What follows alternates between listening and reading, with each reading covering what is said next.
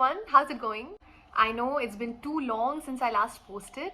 I've been caught up in some personal work, but I'm gonna make it up to you with this video, which has some extremely high value content, especially for dermatology residents. For those of you who are new here, my name is Anmol. I'm a doctor based in India, and on this channel I talk about all the things related to being a dermatologist and a doctor in India and the things that I learned along the way.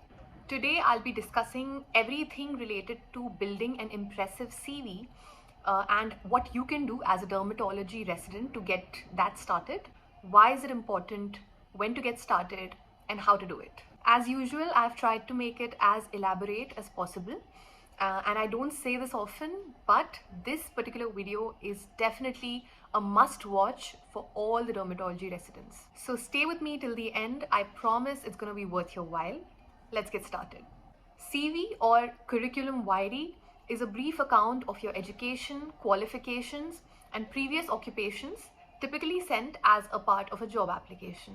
Now, why should one actively try to build a good CV? Here, I want to specifically talk about dermatology. In my previous video, I have talked about how dermatology has become an extremely competitive branch. Good opportunities in terms of jobs and fellowships are relatively fewer compared to the number of dermats passing out each year. So it does tend to get very competitive. Therefore, I feel that dermatology is one particular branch where actively trying to build a good CV becomes very important. A high quality CV will help in getting one the best opportunities, such as number one, while looking for a job, obviously, be it in the government sector or private medical colleges or private hospitals. For example, in AIIMS Delhi, if you want to get an SRship over there, there's a written exam, and if you clear that exam, the shortlisted candidates are called for an interview round.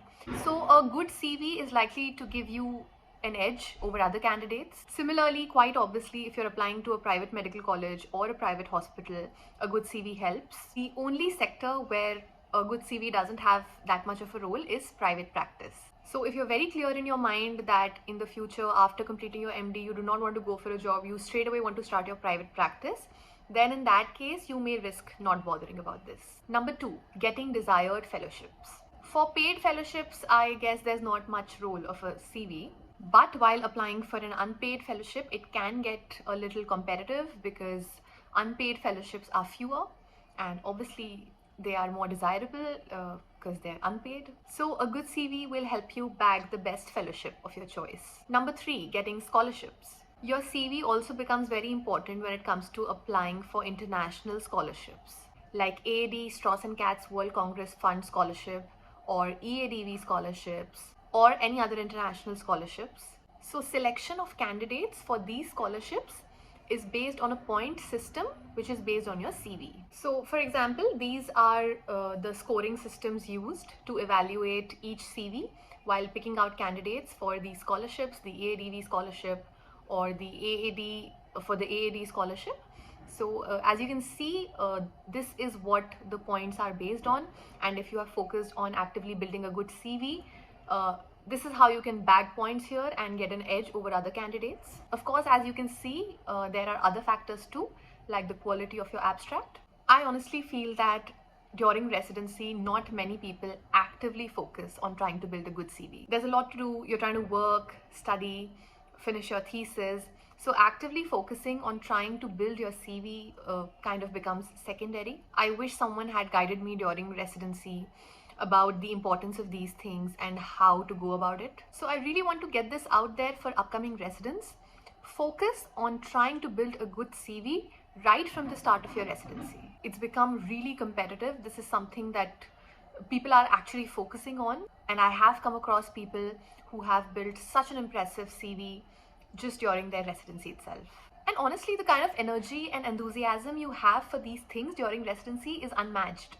You're fresh, excited, eager to learn, motivated. So believe it or not, the most value one can add to their CV is during residency itself. So start putting in the efforts for this right from the very first year. So there are many components to your CV and how to build a good CV, which I will be discussing one by one in detail. Number one, degree and institute. The obvious. An MD at some places is likely to have more weightage over a diploma. Having more number of degrees obviously has more weightage compared to a single degree. So that's why MD and DNB will have more weightage compared to just MD or just DNB. Amongst institutes, a central institute or a highly ranked institute will look better on your CV, although this, in my opinion, is the least important factor. Number 2, publications. When I had joined residency, I used to think that only the quantity of publications matter. The more the number, the better. I saw people write average papers and try to get them published in paid journals, and I used to think that's okay. It was only later that I became aware of the fact that the quality of publications is equally important. Let me explain what quality here means. A. Always check the indexing of the journal that you're publishing in and try to go for a PubMed indexed journal. B. International journals sometimes carry more weightage than national journals. So whatever your paper is, first try to publish it in an international journal. They are usually quite prompt in accepting or rejecting, so it doesn't take a lot of time and it's worth the effort. C. When it comes to the type of article, it's original article, then case series, then case reports. So like I've always said, case reports are a very good way to get started, but make sure you also eventually publish an original article or a case series to add more value to your CV. D. Authorship. First author and corresponding author carries the most number of points while evaluating your CV. Strangely, I've noticed that in the EADV criteria, they've also given importance to the last author. Even I wasn't aware of this. I just recently noticed it while doing my research for this video. Number 3, chapter publication. Apart from publishing research papers, you can also try to write chapters for publishing in books. It's also a type of publication. If you're interested in contributing to a chapter in a book, I suggest you reach out to your seniors or your guide, because publishers usually reach out for chapters to someone in a more senior position. So reach out to them and offer to help. Usually they are also looking for someone to assist them in writing the chapter. So it'll be mutually beneficial. Similar to research papers, international publishers carry more weightage than national publishers, and the authorship weightage is similar too. Number 4, presentation at conferences. It's simple. Try to attend as many conferences as possible, and when you do, always try to present something. Usually, if you have a case report or a case series or a study that you want to publish, first present it at a conference and then try to publish it. You cannot present something that you've already published. So first present and then publish. Conference presentations add a lot of value to your CV. Here are some important things that you need to know about regarding this. A. Presentation at international conferences carries more weightage compared to national, followed by state conferences. B. Oral presentations like free paper and award paper carry more weightage compared to poster presentation. So keep these things in mind and always try to actively present something at the conferences. Number 5, awards and honors. Quite obviously, awards look beautiful on your CV. You could get an award for paper presentation at a conference or poster presentation, or if you won at a quiz. There are many quiz competitions regularly organized by IADVL and other organizations.